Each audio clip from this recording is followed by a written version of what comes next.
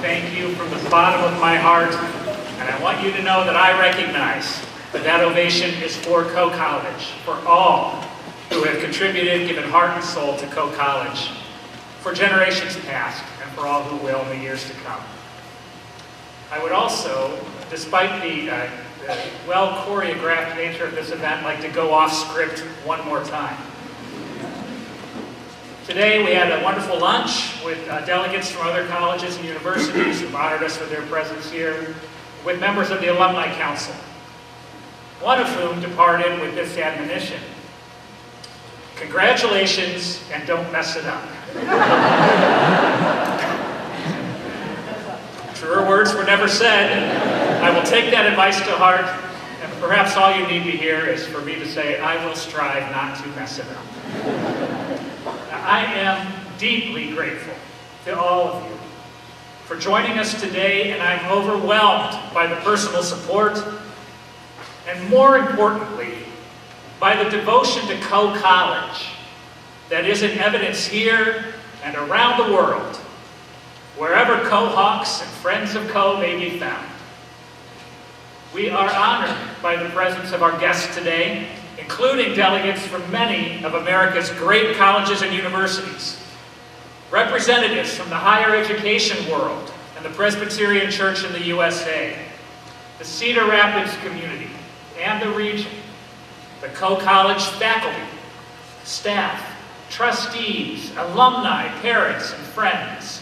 And because all of you love Coe and are devoted to our mission, I know that you will forgive me if I neglect you in my comments today, and address most of my remarks instead to the most important group of people here, Coe's students. After all, we are educators, which means we can never resist an opportunity like this one. So to the students of Coe College, you've welcomed and inspired me.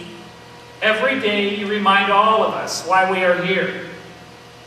You are the proof that Coe's mission matters. So I would like to say a few words about that liberal arts mission and what it means for Coe's future. You chose to attend a liberal arts college. The reasons are as numerous as the people present in this room, but I think we have a good sense of the broad themes that describe what you hoped to get out of this experience. You wanted an institution with a reputation for academic excellence. You wanted a supportive campus environment. And you wanted to be prepared for the next stage of your lives, including fulfilling careers and opportunities for graduate study. But what does that mean for Coe? What kind of college should Coe become if we are to provide an education of surpassing excellence in a future that is difficult to predict?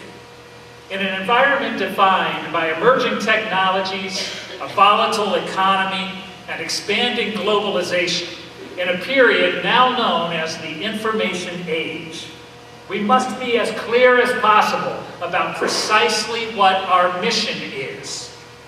And that begins with you. There is no way to know for certain what our society will become 2 or 3 decades from now. I am a member of a generation known as the baby boomers. I did squeeze in at the tail end for those who are calculating my age. And believe me, when I was young, we did not know what today's world would look like. We need to be nimble, responsive to changes in cultures, communities, and workplaces. But unless we want to blow with the wind, changing our educational paradigm with every trend that emerges, we must hang on to something. I believe that the liberal arts should provide that stable, deeply rooted foundation. The problem is, we don't all have the same understanding of what liberal education is. So let me begin by opining on what it is not. First, liberal education is not solely about breadth. Like many colleges similar to Coe, we tend to emphasize breadth because it's inoffensive. Now, there are good reasons, but that's one of the less good reasons. Who doesn't think it's a good idea to learn about a range of topics in the natural sciences, social sciences, arts, and humanities? But the fact is that breadth, at least to the degree that it is defined by distribution courses across a range of disciplines, can be found in nearly all colleges and universities, including those that make no claim to liberal learning. Second, liberal education does not equate to the arts and humanities. The national dialogue on higher education misses this point again and again. For example, in Malcolm Gladwell's recent bestseller, David and Goliath, he contrasts the job prospects for liberal arts graduates with the prospects for those with degrees in the STEM fields. Now, I worry about the future of liberal education when one of our society's more provocative and influential authors doesn't understand that the liberal arts actually include science, technology, and mathematics. Third, liberal education is not defined by a particular set of academic disciplines. The liberal arts taxonomy has evolved over time as new areas of inquiry emerged, but the higher education community frequently becomes stuck in definitions that matter a great deal to the academy, but that are generally meaningless to society at large. When colleges and universities tie themselves up in knots over this question, I think it may be a sign that we are worrying more about impressing one another than about our students' experiences. Let me illustrate with a point that hits close to home. Coe offers programs in some areas that the education world labels as professional training rather than liberal learning, including business, nursing, and education. But I guarantee that graduates of those programs at Coe are, in fact, liberally educated. This is not the case everywhere, which suggests to me that liberal learning is influenced at least as much by how we teach as it is by what we teach. Great colleges have cultures that value teaching, that understand the relationship between teaching and research, and that are student-centered. By those measures, Coe may well be the greatest college in the nation. For all of you representing other colleges and universities today, I trust that you have similar sentiments about your institutions.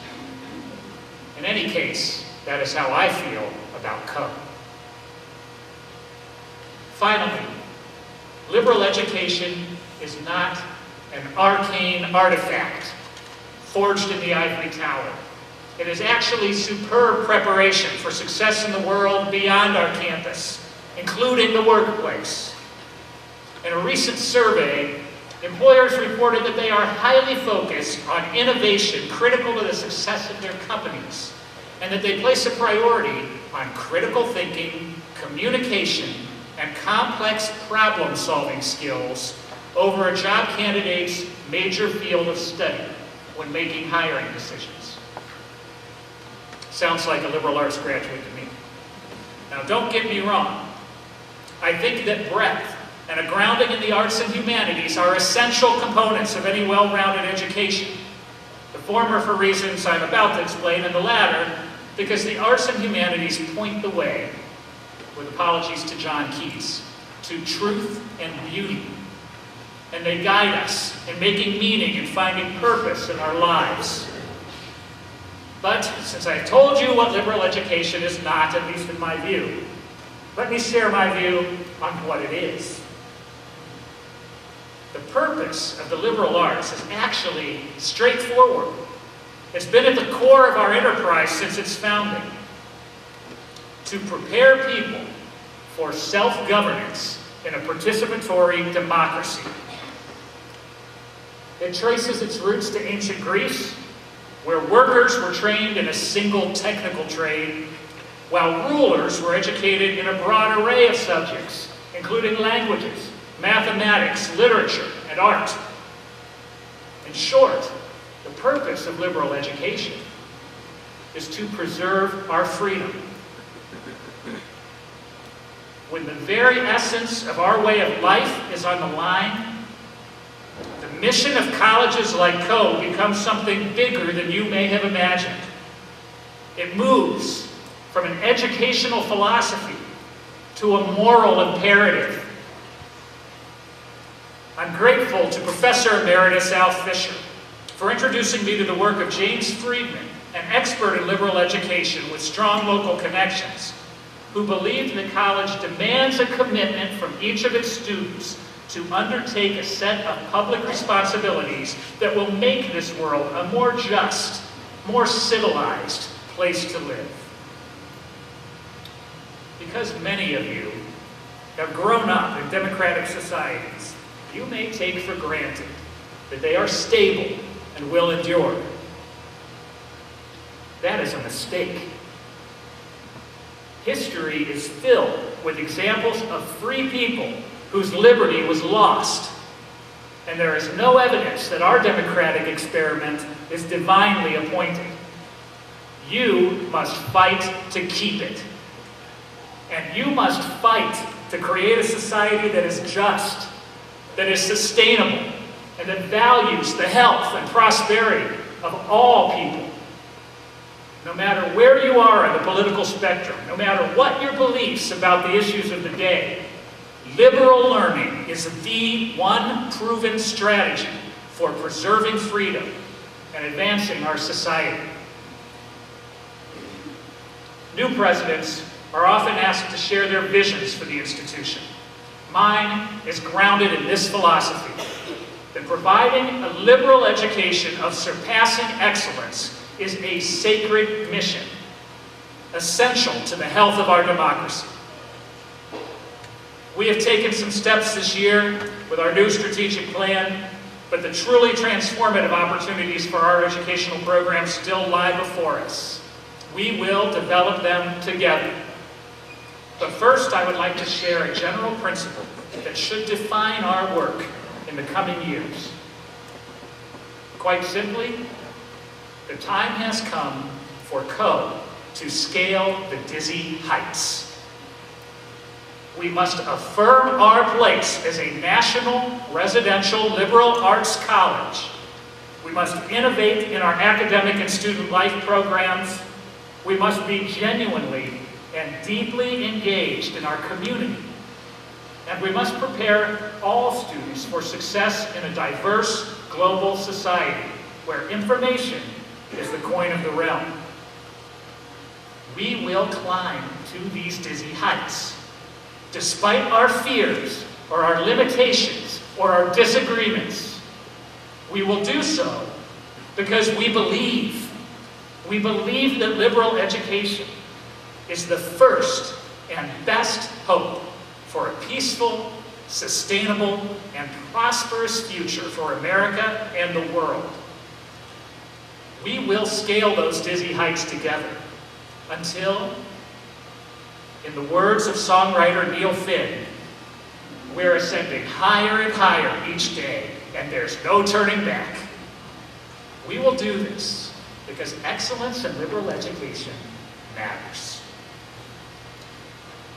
Now, with such lofty goals, such important work to do, where does a presidential inauguration fit in?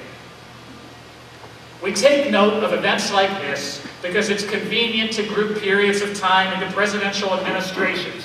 But this is not the most important moment in the life of Coe College. Let me tell you what I think it is. The most important moment occurs when a sleep-deprived faculty member, and we have many of those, chooses not to tear herself away from the computer at 1 a.m. because she can't track down the perfect video to convey a concept she plans to address in class the next day. The most important moment occurs when a student who has never left the Midwest summons his courage and walks down an airport concourse for a May term abroad, wondering all the while why he signed up for this. The most important moment occurs when two parents exchange sighs as they open the tuition bill, choosing to postpone a long-awaited vacation in order to support their daughter's Coe College education.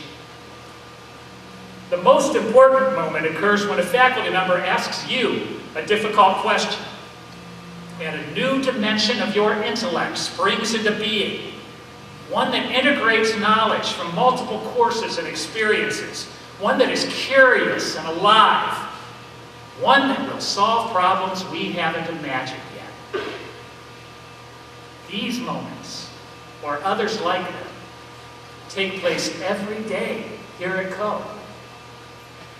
We can't have an event to celebrate each one, but it's important for you to know that we know about them.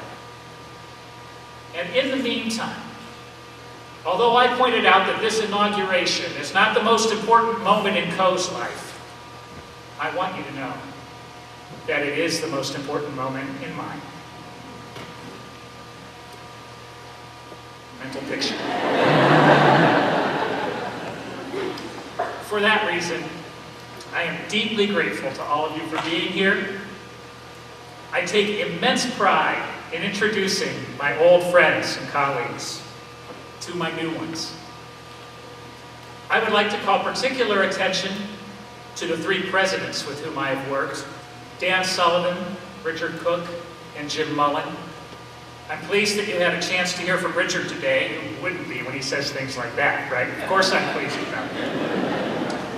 And I invite you to join me in congratulating Jim Mullen, who is with us, who earlier this week was elected chair of the board of the American Council on Education. We are doubly honored to have him present with us today.